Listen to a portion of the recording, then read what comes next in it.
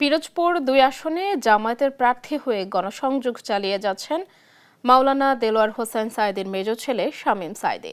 বিএনপির মনোনয়ন পেয়েছেন ভান্ডারিয়া উপজেলা বিএনপির সভাপতি আহমেদ সোহেল মঞ্জুর সুমন। এ আসনে প্রার্থী হওয়ার গুঞ্জন শোনা যাচ্ছে সাবেক মন্ত্রী জেপি চেয়ারম্যান আনোয়ার হোসেন মঞ্জুরও। এরা ৩ জন প্রার্থী হলে লড়াই হবে ত্রিমুখী। সহকর্মী জালিস মাহমুদের পাঠানো তথ্য ছবি জানাচ্ছেন সুপ্রিয়া তৃষা। নদী ঘিরে গড়ে উঠেছে পিরোজপুর। কাঠের ব্যবসার পাশাপাশি জাহাজ নির্মাণ ও কুটির শিল্পের মাধ্যমে এখানে প্রসার ঘটেছে বাণিজ্যের।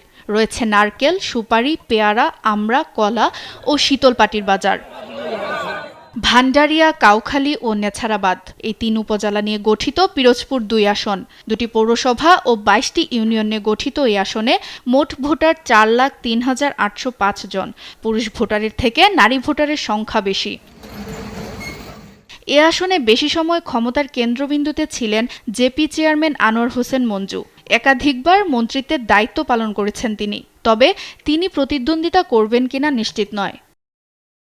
আসনটিতে এবার বিএনপির হয়ে লড়বেন ভান্ডারিয়া উপজেলা বিএনপির সভাপতি আহমেদ সোহেল মঞ্জুর সুমন।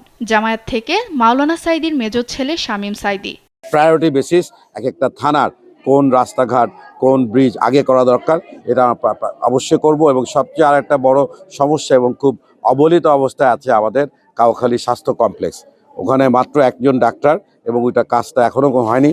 এবং একইভাবে ভান্ডারিয়া এবং নেছারাবাদেও স্বাস্থ্য কমপ্লেক্সের উন্নতি করা দরকার, সেরকম ব্যবস্থা আমরা নিব। ৪০ বছর ধরে অসংখ্য খুশির মিছিলে ছিল আইডিয়ালসে, থাকবে আগামীতেও।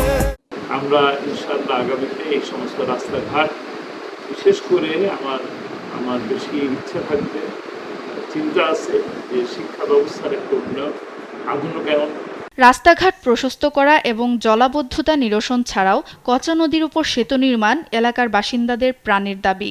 যদি দেশ শান্তি থাকে, দেশের মানুষ যদি শান্তিতে বসবাস করতে পারে, এইটাই শান্তি। ঠিক আছে, চাই যে আসুক, যে দেশের জন্য কাজ করুক, রাস্তা, ব্রিজ, কালভার্ট বা মানুষের উন্নয়নের কাজ করুক এবং মানুষ যারা কষ্টে থাকে তাকেও পাশে দাঁড়াও। এই যে আগের সরকার যে ছিল, অনেক রাস্তাঘাট আমরা যতটা জানি, পেপার পত্রিকা দেখছি, রাস্তাঘাটগুলো তারা ফেলাই রেখে চলে গেছে। এটা আমরা এ ধরনের নেতা আমরা আর চাই না।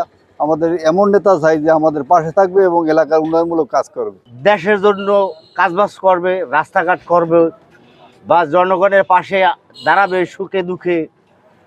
এইটাই তো যথেষ্ট। যারা নেতৃবৃন্দ থাকে তারা বিভিন্ন রকম চাঁদাবাজি, বিভিন্ন রকম জুলুম, দেখা যায় একজনের হয়ে আরেকজনের নির্যাতন, থানায় বিভিন্ন রকমের সুপারিশ, এই ধরনের, অর্থাৎ যে নাগরিকের যে মূল যে তাদের অধিকার, সেটুকু বাস্তবায়নই আমাদের হলো মূল দাবি। আমার এলাকার উন্নয়ন প্লাস যেটা হলো সন্ত্রাস প্লাস মাদকমুক্ত একটি সমাজ ব্যবস্থা চাই, তারা যাতে সেই বিষয়টাও খেয়াল রাখেন। দুর্নীতিটাই তো বড় সমস্যা, যে যেখানেই যায় সেখানেই দুর্নীতি। এইটাই চাইছে যে পরবর্তীতে যে ধরনের সমস্যাগুলো হচ্ছে, এই সমস্যাগুলো আগামী দিনে যেন না হয়। পিরোজপুর ২ আসনে গণ অধিকার, এনসিপি ও ইসলামী আন্দোলনের প্রার্থীর নাম শোনা গেলেও মাঠে তাদের তৎপরতা খুব বেশি দেখা যাচ্ছে না। সুপ্রিয়া তৃষা, নিউজ ডেস্ক, দেশ টিভি।